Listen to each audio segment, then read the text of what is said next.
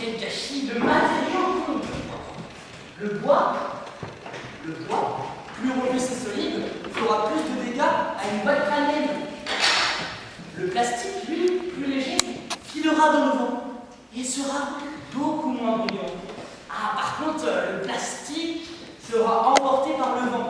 L'aluminium va alors en fort, étant au compromis entre les deux pour l'usage quotidien du monde. La forme aussi compte. Bon, moi j'avoue, étant plutôt un puriste en la matière, ou un expert, je préfère la forme en V, celle-là. La forme en V, écrasée, plus traditionnelle, avec un extrado à deux pales. La pale d'attaque et la pale de fuite.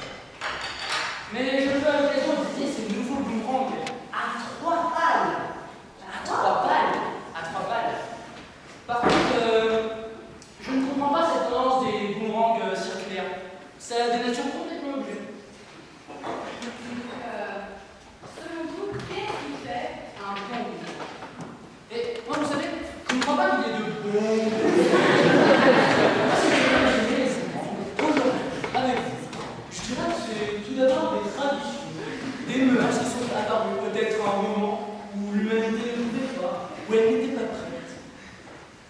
Et c'est assez curieux de se dire que ces traditions, ces mœurs forgent une destinée. Parce que quand on a le goût du bâton bien, quand on a le goût du bâton, le beau boomerang, et bah, on ne s'attend pas à avoir l'interlocuteur en face. Je dirais le miroir qui vous aide à avancer. Alors ce n'est pas mon cas, comme je le disais là, puisque moi, au contraire, j'ai pu, et je dis merci la vie. Je dis merci, je danse la vie, je chante la vie, je suis cadeau. Et finalement, quand beaucoup de gens aujourd'hui me demandent mais comment fais-tu pour avoir je sais que ce goût du boomerang, ce bouton qui m'a poussé à entreprendre de venir à cette lumière et demain qui sait, peut-être simplement à me mettre au service des plateaux de télévision, à faire le don de mon savoir. C'est impressionnant. C'est du lourd, ce soir. Ah, alors oui mais non.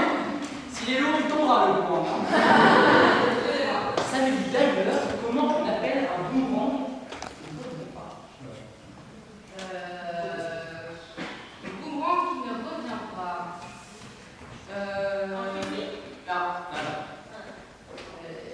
Une branche. Oui, une branche.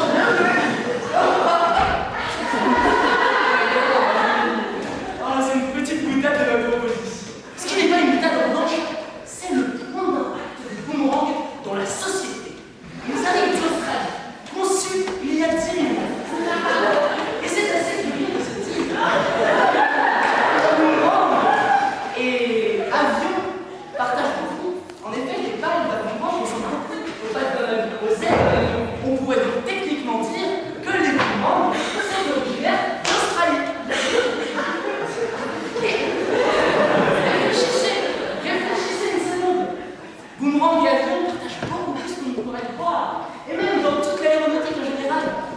Vous avez les pattes d'un boomerang, des ailes d'un boomerang qui ressemblent fortement aux ailes, je ne sais pas moi, d'un bateau, d'un avion, d'un hélicoptère. Tout ça, c'est un aborigène a trouvé une broche tordue. Vous vous rendez compte? Et maintenant, la France est leader dans l'aéronautique grâce à ce petit bijou qui est le boomerang. Que serait la vie sans boomerang? Que serait la vie sans boomerang? Comment pourrait-on se déplacer? Enfin, sur de longues distances, je veux dire. Sinon, on pourrait juste marcher. Et réfléchissez une seconde.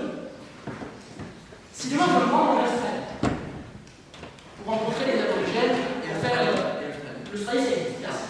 Pour faire signer mes boomerangs par des aborigènes. Je peux tout simplement prendre l'avion ou le boomerang. Que sans le boomerang, déjà, je pourrais pas me déplacer, et en plus, on ne posséderait pas tous les mêmes transports. Écoutez, je veux dire une chose claire, nette, précise. Il faut rendre à Augustus ce qui est à Augustus. Le boomerang est à l'origine de tout. De tout. De tout.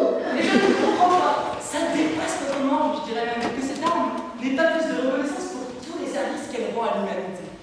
Le boomerang, c'est bien plus qu'un simple jeu